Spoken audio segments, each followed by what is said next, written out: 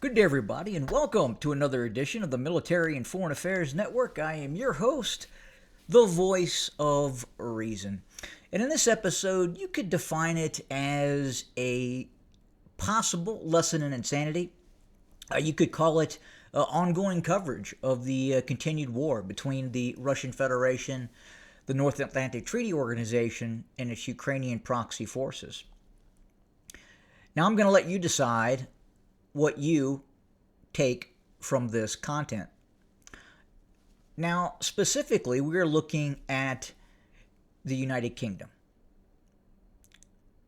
The United Kingdom has given the Ukrainian state, Volodymyr Zelensky, more than $10 billion in direct financial and military aid. And it's been recently reported that Prime Minister Starmer is going to give the Ukrainian state additional billions of dollars in military aid and funding. And there's also the possibility that the UK is talking about sending troops, possibly tens of thousands of British troops. For what purpose? Quote unquote, peacekeeping operations.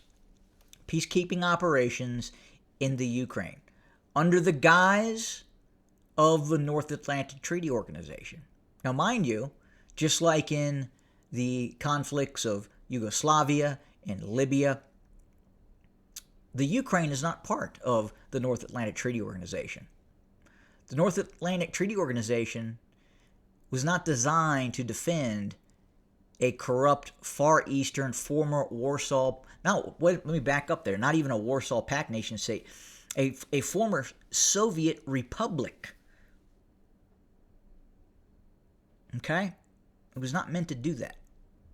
But you have the United Kingdom getting ready to hand over additional hundreds of millions, if not billions of dollars. Already $10 billion have been handed over to the Ukrainian state. Now, while this is happening, the United Kingdom is on the verge of revolution. The senior citizens of the United Kingdom, up to 1.8 to 2 million average Englishmen, can now not afford to heat their homes in the winter. Subsidies are being slashed. Prices are increasing. Case in point for this picture that you're seeing here.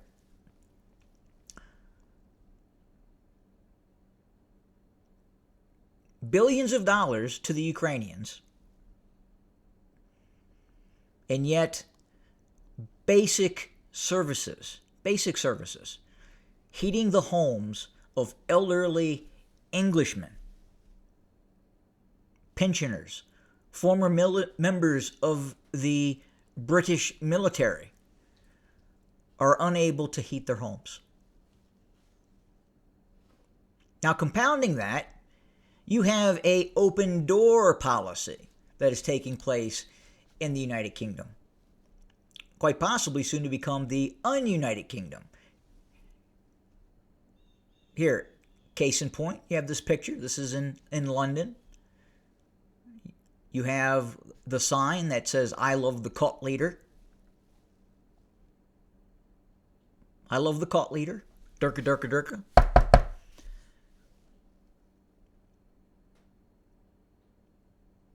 Open door, come in, change the culture. Not only that, we are going to help you change the culture. We are going to help you change England.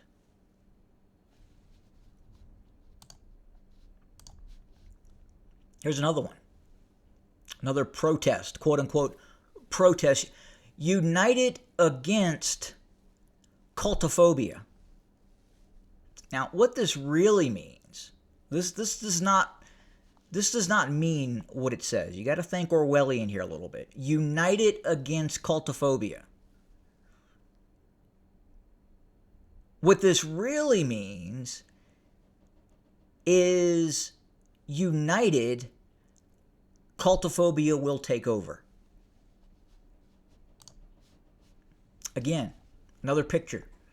Radical cultists protesting, attacking, changing the very identity of the ununited kingdom. Millions upon millions are being encouraged to enter and change the United Kingdom forever. While the government talks about and is giving billions of dollars to a corrupt Eastern European nation state, while its own citizens are unable to heat their homes, while at the same time these citizens cannot venture out onto the very streets that they built because I love the cult leader. This English woman will be required to alter her dress if I love the cult leader group takes over. She will be required to cover her head.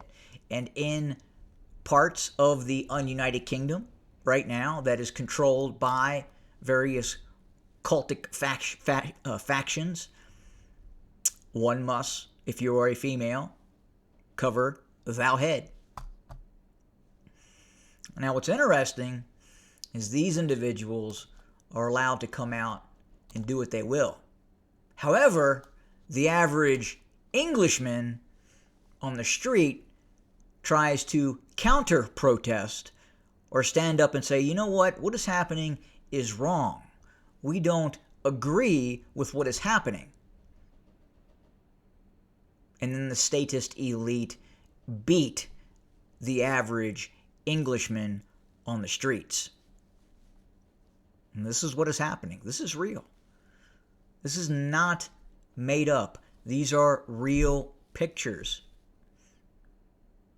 These are real concerns that are happening right now. So again, the question is, I would have to ask, how close are we to an English revolution? At what point does the citizenry of the United Kingdom, of the ununited kingdom, stand up and say, no more? No more. You are not from here. You did not build this.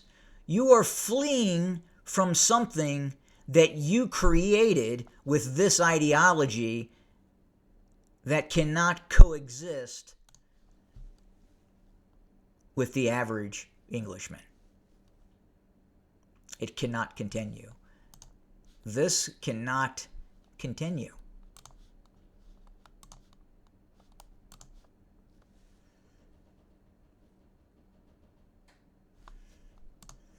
So the question is, UK, Britain, England, what are you going to do about it? As always, thank you for joining us. More to come very soon. Good day.